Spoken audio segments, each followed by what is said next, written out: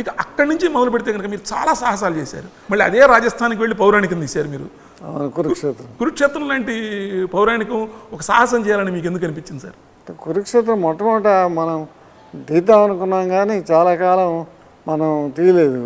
ఆంజనేయులు గారు నా దగ్గరికి వచ్చి వేషం ఏమని అడిగాడు, అర్జునుడి వేషం కురుక్షేత్రం తీస్తానని. సోహన్ బాబుని ఒప్పించుకున్నాడు కృష్ణుడిగా అని. తర్వాత సినిమా మొదలుపెట్టి కొంత అయ్యేటప్పటికి ఫైనాన్షియల్గా he is not able to continue.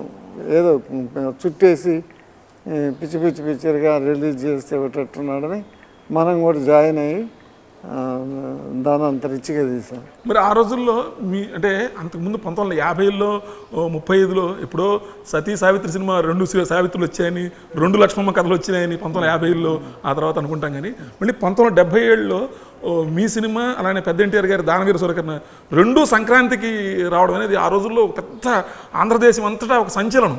Ramarao ఆయనే యాక్చువల్గా అడిగారు ముందు కృష్ణుడిగా, నేను చేయను, నేను సొంతంగా పిక్చర్ తీసుకుంటున్నాను, అందులో 3 వేషాలు వేస్తున్నాను నేను, మీరు తీయొద్దు అన్నాడు. మీరు తీయొద్దు అంటే అది కాదండి సినిమా, నేను వేషం వేయడానికి ఒప్పుకున్నాను అంతే, ఆయన్ని ఇప్పుడు తీయొద్దని చెప్పి చూస్తాను ఆయన ఏమంటాడో అని చెప్పాను ఆయనకి. ఆల్రెడీ నాకు 10 లక్షలు ఖర్చు అయిపోయింది, నేను ఇప్పుడు ఈ సినిమా మానేసి కూర్చుంటే నేను రూయిన్ అయిపోతాను, అది ఇదని గొడవ చేస్తాడు ఆయన.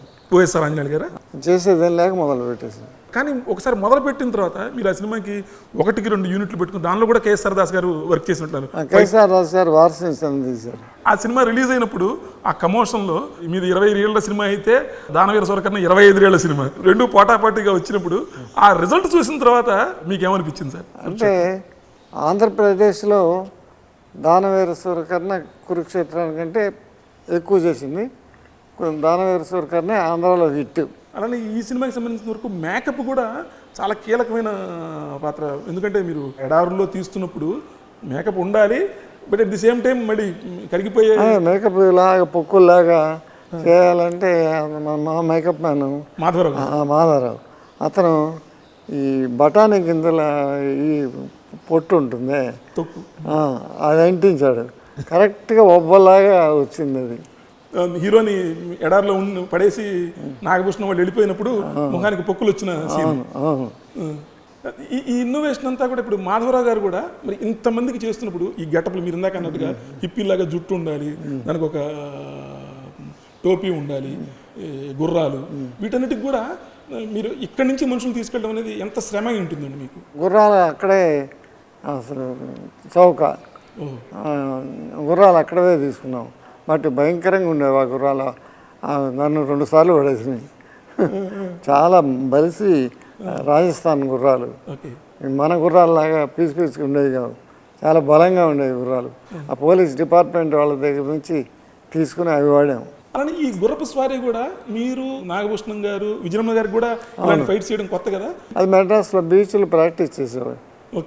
ఒక సినిమా మొదలుపెట్టక ముందు 1 నెల ఆల్మోస్ట్ రోజు బీచ్కి వెళ్ళి గుర్రం మీద రైడ్ చేసి ప్రాక్టీస్ చేసేవాళ్ళు. నాగభూషణ గారు, నిర్మల, నేను, అందరం, జ్యోతిలక్ష్మి.